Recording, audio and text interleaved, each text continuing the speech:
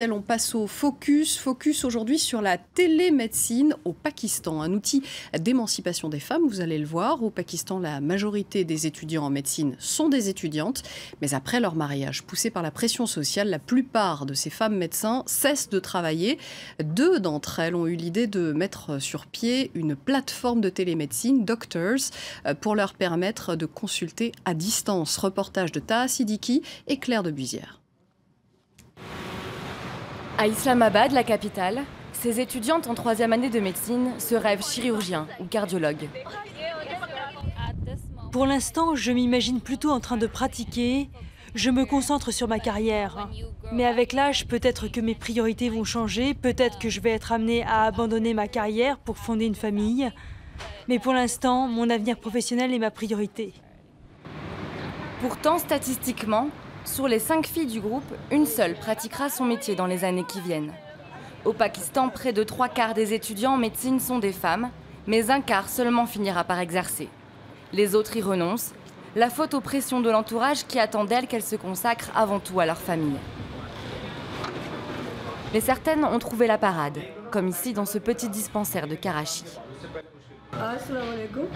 Bonjour, docteur Rabia. C'est Samina. D'un côté de l'écran, auprès de la patiente, Samina est infirmière. De l'autre, à 700 km de là, le docteur Rabia mène la consultation. A-t-elle des douleurs dans tout le corps ou dans des zones spécifiques? Non, juste dans les genoux et la colonne vertébrale. La patiente d'aujourd'hui a des douleurs liées à son contraceptif. Elle a besoin de vitamine D sous forme liquide. En gouttes? Oui, en gouttes. Ok. Dites-lui de mélanger ça dans un verre de lait tous les 3 jours. Tous les 3 jours? Oui, 6 en tout. 6 ampoules. La jeune médecin a dû suivre son mari et sa belle famille dans une autre province. Après 2 ans d'inactivité, la télémédecine est le moyen qu'elle a trouvé pour continuer à pratiquer. Pour les femmes médecins, c'est difficile de concilier le travail et la vie de famille car il y a des gardes de nuit et toutes sortes de contraintes qui poussent les femmes à démissionner. Mais cette méthode me convient bien, je travaille de chez moi, je peux porter le hijab, je ne suis pas obligée de sortir si je ne le veux pas et je peux facilement faire les consultations d'ici. Comme le docteur Rabia, une dizaine de femmes médecins installées partout dans le pays travaillent à distance dans les 5 cliniques qui proposent ce service. La consultation coûte 100 roupies aux patients, soit un peu moins d'1 euro, et jusqu'à 5 € pour certains spécialistes.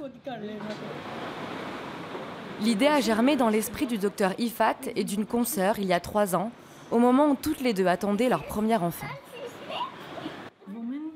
Les femmes qui ne travaillent pas, surtout les docteurs, devraient avoir une alternative. Sinon, c'est un énorme gâchis en termes de ressources humaines. Elles devraient être rappelées sur le marché du travail et mises en relation avec ces quartiers où les gens manquent de soins. Elles ont ouvert la première clinique il y a 1 an. Depuis, leurs équipes ont déjà suivi près de 15 000 patients. Ce jour-là, en banlieue de Karachi, le docteur Ifat et ses collègues inaugurent leur 6e clinique et l'endroit n'a pas été choisi au hasard. Ce quartier s'appelle Liari. C'est un quartier défavorisé et même un peu dangereux. Du coup, les femmes médecins ne veulent pas venir dans ce genre d'endroit. Même si elles travaillent, leur famille ne les autorise pas à venir dans ces quartiers. En général, elles ne veulent pas exercer ici.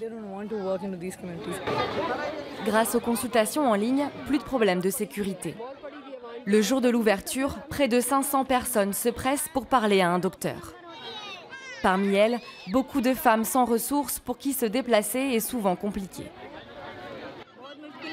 C'est vraiment difficile pour moi d'aller à l'hôpital toute seule. C'est plus facile de venir dans une clinique comme celle-ci, surtout avec un enfant. C'est une bonne méthode.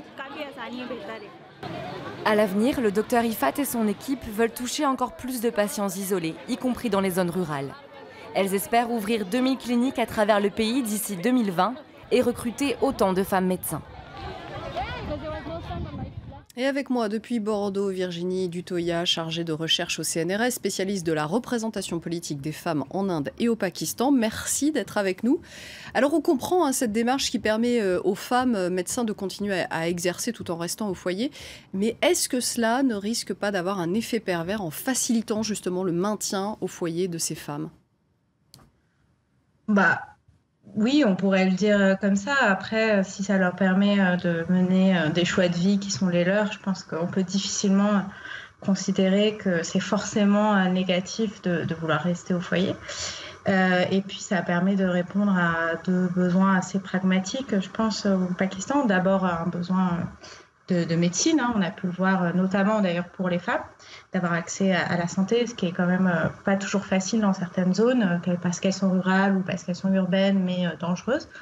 Et puis un besoin pour ces femmes de travailler, ou une envie en tout cas, et de ne pas perdre, notamment en médecine, où il y a quand même, je pense, des compétences qui se perdent assez vite, donc de garder leurs compétences, et éventuellement d'ailleurs de retravailler en dehors du foyer quand leurs enfants seront plus grands, pour celles qui ont arrêté à cause de cela, ou quand leur situation de vie le permettra. Donc je pense que de telles initiatives, a priori, sont plutôt positives d'un point de vue féministe, et puis d'un point de vue plus pragmatique de l'accès à la santé, qui reste une vraie problématique au Pakistan.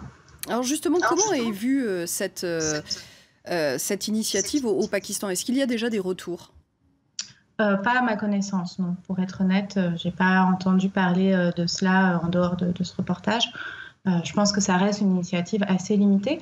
Après, ce qu'il faut dire, c'est que d'une façon générale, au Pakistan, le fait que les femmes exercent la médecine ne pose pas de problème. Enfin, c'est un métier en Inde ou au Pakistan, c'est un des premiers métiers au sens un peu occidental du terme qui a été investi par les femmes. Et ça a toujours été considéré comme plutôt un métier respectable et positif, y compris par les franges les plus conservatrices, parce que quand on croit à la ségrégation des sexes, du coup, on croit qu'on a besoin de médecins femmes, puisqu'on veut quand même, en général, sauf cas vraiment extrême, que ces femmes, ces filles, etc., aient accès à la santé. Donc, du coup, on est content qu'elles puissent avoir accès à des médecins de sexe féminin. On voit bien dans ce reportage justement qu'il n'y a pas de mixité. Ce sont des télémédecins femmes qui s'adressent à des femmes et justement qui ramènent dans le foyer aussi pour les patientes cette médecine à proximité. Mm-hmm. C'est ça qui est positif aussi, c'est ce rapport des patientes facilité avec le médecin ? Je pense que ça ne peut être que positif dans un contexte où souvent c'est difficile pour les femmes d'accéder à la santé. Pas que pour des raisons d'ailleurs purement sexistes ou disons une réticence des familles à voir leurs femmes traitées par des médecins hommes. Et je rappelle qu'en France aussi, à part en milieu hospitalier, on a le droit de choisir le sexe de son médecin.